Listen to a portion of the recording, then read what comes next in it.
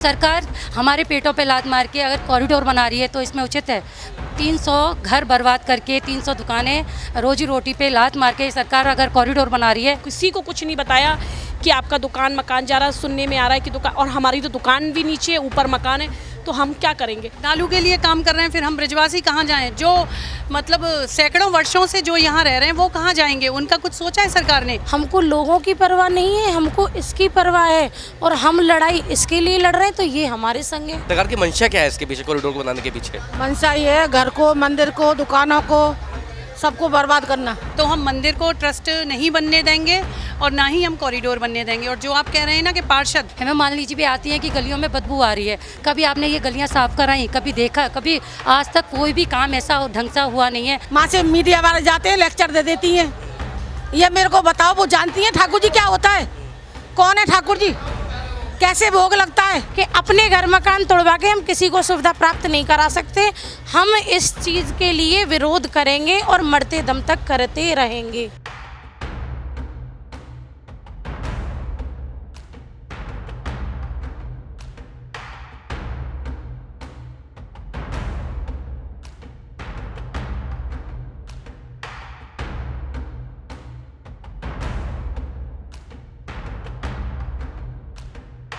नमस्ते, मैं शुभम और आपने देखना शुरू कर दिया है नेडिक न्यूज़। अभी कुछ दिन पहले आपने खबर सुनी होगी कि बांके बिहारी कॉरिडोर मंदिर का निर्माण होने जा रहा है, जिसको लेकर पूरे वृंदावन में जोर शोर से विरोध प्रदर्शन चल रहा है। गोस्वामी समाज जो है लगातार इसी चीज़ को लेकर विरोध प्रदर्शन अपना दर्ज करा रहा है। मेरे पीछे देख सकते हैं आप, वृंदावन की कुछ महिलाएं मौजूद हैं, से बातचीत करते हैं। विरोध का कारण क्या है, सरकार की मंशा क्या नजर आ रही है? क्या नाम है आपका? सुनीता गोस्वामी। सरकार की जो मंशा है कॉरिडोर, जब से घोषणा हुई तमाम जगह विरोध प्रदर्शन कर रहे हैं, सरकार की मंशा क्या है इसके पीछे, कॉरिडोर को बनाने के पीछे? मंशा ये है घर को, मंदिर को, दुकानों को, सबको बर्बाद करना। ये मंशा है। लेकिन वो तो कह रही है कि हम श्रद्धालु की व्यवस्था के लिए बना रहे हैं कॉरिडोर। श्रद्धालु हम कहाँ जाएंगे? हम कहाँ जाएंगे? हमारी व्यवस्था क्या है? पैसा? हमें नहीं चाहिए पैसा, हमें चाहिए मंदिर, अपना घर। सरकार जो यहाँ के अधिकारी हैं, जो आपके जनप्रतिनिधि हैं, हेमा मालिनी है, तमाम आपके विधायक है, सांसद हैं, इतना बड़ा विरोध प्रदर्शन चल रहा है पूरे वृंदावन में, लोग गुस्से में हैं, तो वो लोग कहाँ गायब है? सब लोग पता नहीं है कहाँ गायब है। माँ से मीडिया वाले जाते हैं, लेक्चर दे देती हैं। ये मेरे को बताओ, वो जानती हैं ठाकुर जी क्या होता है? कौन है ठाकुर जी? कैसे भोग लगता है? कैसे सहन कराते हैं? कैसे उठते हैं? वो इस परंपरा को जानती हैं? ठाकुर जी क्या होते हैं? उनकी जात क्या है ये पता है आपको? और हम क्या बोले? आप लोग इतने सालों से सेवा कर रहे हैं। हम सनातनी है, जब हम इन बातों को बोल रहे हैं। हमें घर चाहिए, अपना मंदिर चाहिए, बिहारी जी चाहिए हमें। अगर सरकार नहीं मानती है, फिर आप लोग क्या करेंगे? क्या करेंगे? लेट जाएंगे मैं जाके। आपका क्या नाम है? रेणु गोस्वामी। आप मुझे एक बात बताइए, जिस तरीके से विरोध प्रदर्शन चल रहा है, तमाम लोग गुस्से में हैं, मैं आम लोगों से बात भी करके आ रहा हूँ, तो लोग कह रहे हैं, जैसे कुछ लोग आपके विरोध में भी हैं, कुछ लोगों का कहना है कि सारी बात है पैसे की, कि सरकार जब इसके अंदर एंट्री कर जाएगी, सरकार की पैसा का को पैसा पता चल जाएगा कि आप लोगों के पास कितना पैसा है। लेकिन सरकार की मंशा क्या है इसके पीछे आपकी? देखिए, सरकार की तो एक ही मंशा है कि इस मंदिर को अपने गवर्नमेंट में कर लें और ट्रस्ट बना दें। सेकंड, यहाँ कॉरिडोर के नाम पे एक हेरिटेज सिटी का निर्माण कर दें। उनकी मंशा यही नज़र हमको इस समय आ रही है।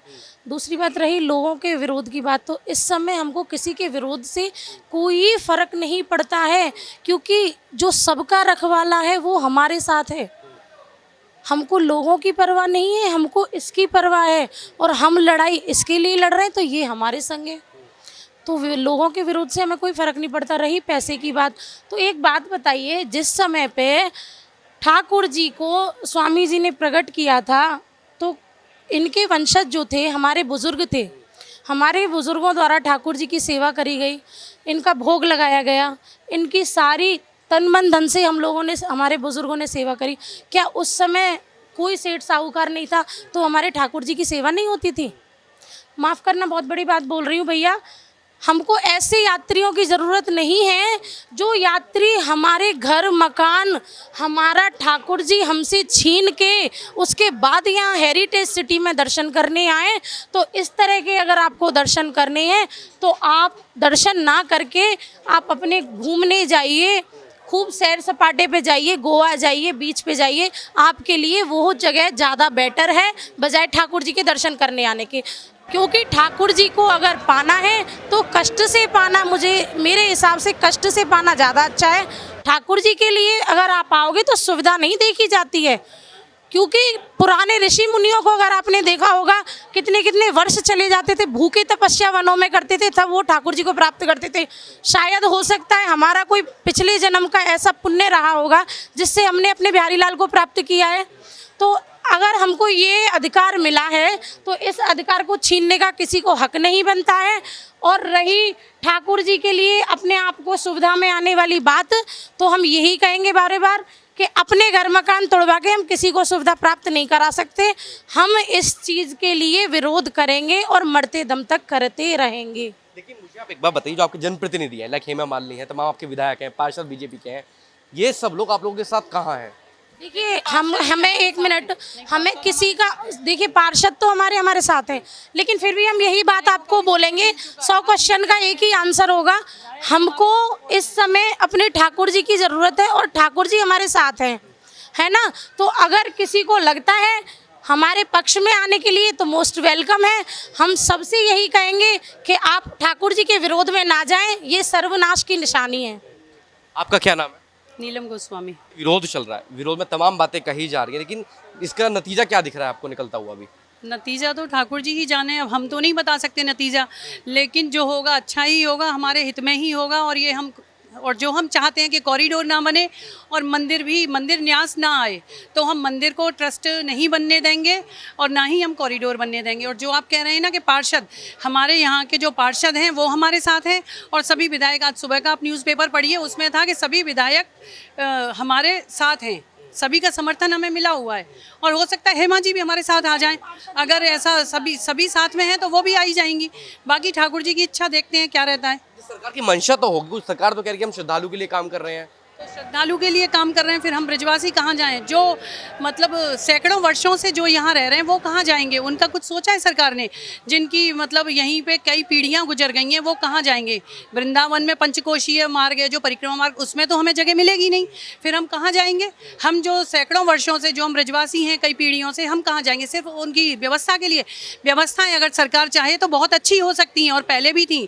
प्रशासन का हस्तक्षेप जब नहीं था मंदिर में, बहुत अच्छी व्यवस्थाएँ थी। और अब भी अगर सरकार पे नहीं हो रहा है तो यहाँ के लोकल व्यापारी वर्ग है, यहाँ हमारा गोस्वामी समाज है, हमें व्यवस्थाएं दे और हम सारी व्यवस्थाएं करके दिखाएंगे। कल ही देखिए आपने, शायद आपने भी देखा होगा, सभी जानते हैं, कल सारी व्यवस्थाएं बिगाड़ दी गई थी। तो ये धीरे धीरे सब षड्यंत्र रचे जा रहे हैं कि यहाँ व्यवस्थाएं बिगड़ें और यहाँ पे कोई दुर्घटना हो, कोई हादसा हो, जिससे कि वो अपनी मनमानी कर सकें। हम लोग समर्थन में आ जाए कि यहाँ जी। अब भी वो जैसे ऐसा नहीं होता, फूट डालो शासन करो, डिवाइड एंड रूल, तो प्रशासन तो उस पे काम कर रहा है और वो कर भी रहा है। अभी कभी बोल देते हैं व्यापारी समर्थन में, कभी बोल देते हैं कि गोस्वामी समर्थन में, लेकिन ना समर्थन में व्यापारी है, ना समर्थन में गोस्वामी समाज है, क्योंकि हम दोनों ही एक दूसरे के साथ हैं और हमेशा साथ ही रहेंगे। आपका क्या नाम है? मेरा श्रद्धा खंडेलवाल, मैं एक व्यापारी हूँ, मेरी ऑन रोड दुकान है, मेरा दुकान मकान दोनों चीज़ें जा रही हैं। जब कॉरिडोर की बात हुई, कहा जाता है, जैसे सरकार की बात करूँ, अगर फॉर एग्जाम्पल किसी को सड़क बनानी, तो हम लोगों से बातचीत होती है जी आपको कैसी व्यवस्था चाहिए, क्या क्या समस्या होंगी आपके साथ, आपको क्या क्या चाहिए।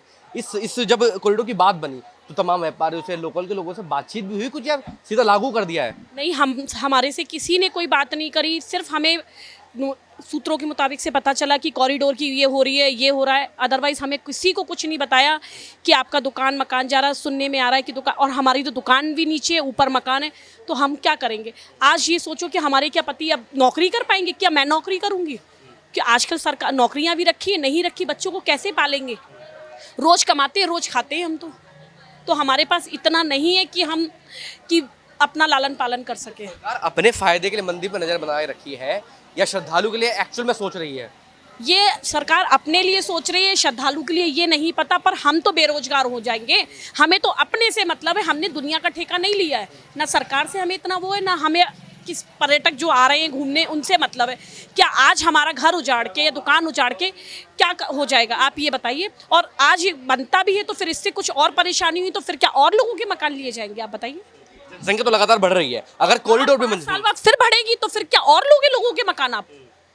तो इसलिए मेरा तो यही है कि बिल्कुल कॉरिडोर ना बने, लोगों से पूछा जाए, कि क्या है क्या नहीं सुझाव है। लोकल का आदमी, व्यापारी वर्ग बहुत राय देने के लिए बैठा है, पर कोई सुनता ही नहीं है। आप परकम्मा में देखिए कितनी जगह है, वहाँ बनाइए ना, वेटिंग रूम बनाइए, आप बच्चों के लिए बनाइए, बच्चे आराम से रुक सके, जब मंदिर खुले आराम से धीरे धीरे आए। पर कोई किसी से मुझे आप एक बात बताइए, मैं तमाम जगह घूम रहा हूँ सुबह से, जब सरकार को इतनी ही चिंता है श्रद्धालुओं की, तो एक पानी की पियाऊ क्यों नहीं है यहाँ पे? ये आप देखिए ना, आप बताइए मीडिया चैनल के माध्यम से कि यहाँ पे, सुबह से दिखा रहा हूँ आज ये सब बात। बस आप दिखाइए ना, पूरी न्यूज़ दिखाइए कि यहाँ पे क्या हो रहा है क्या नहीं। आपका क्या नाम है? निशा शर्मा। मुझे आप एक बात बताइए, विरोध तो चल रहा है लगातार, आप लोग समाज में विरोध कर रहे हैं, लेकिन जब सरकार की व्यवस्था की बात होती है, सरकार पर भी एक सवाल खड़ा होता है कि जब आप इतनी श्रद्धालु का आपको चिंता है, तो आपकी पुलिस व्यवस्था कहाँ है? आपके पानी की प्याऊ कहाँ है? इतने लाखों करोड़ श्रद्धालु मैं यही बात कहना चाह रही हूँ कि बिहारी जी के काफ़ी दूर तक कोई लैट्रिन बाथरूम नहीं है। तो आप ये बताइए, दर्शनार्थी जो आ रहे हैं वो कहाँ जाएंगे शौचालय करने? एक भी बाथरूम लैट्रिन जो सुविधा करनी चाहिए वो कभी हुई? आप ये बताइए, कभी हुई? नहीं हुई। हमें मान लीजिए भी आती है कि गलियों में बदबू आ रही है, कभी आपने ये गलियां साफ कराई? कभी देखा? कभी आज तक कोई भी काम ऐसा ढंग से हुआ नहीं है। कल हम जमुना मैया पे दीपदान करने गए, हमारे यहाँ से एक बुजुर्ग कल गिर गई, उतरते में गिर गई, उनके नाक से खून आ गया। तो आप वहाँ उतरने की सीढ़ियाँ नहीं है, कुछ बैठने की कोई बेंच नहीं है, कोई वैसी सुविधा तो आज तक सरकार ने की नहीं। अब गर्मी पड़ रही है, कहीं पे प्याऊ नहीं है, आप देखिए। तो ये सरकार को सोचना चाहिए ना, जब अपने हाथ में व्यवस्था संभालिए। जब हम लोग सरकार को लाए हैं तो सरकार हमारे बारे में भी तो सोचे।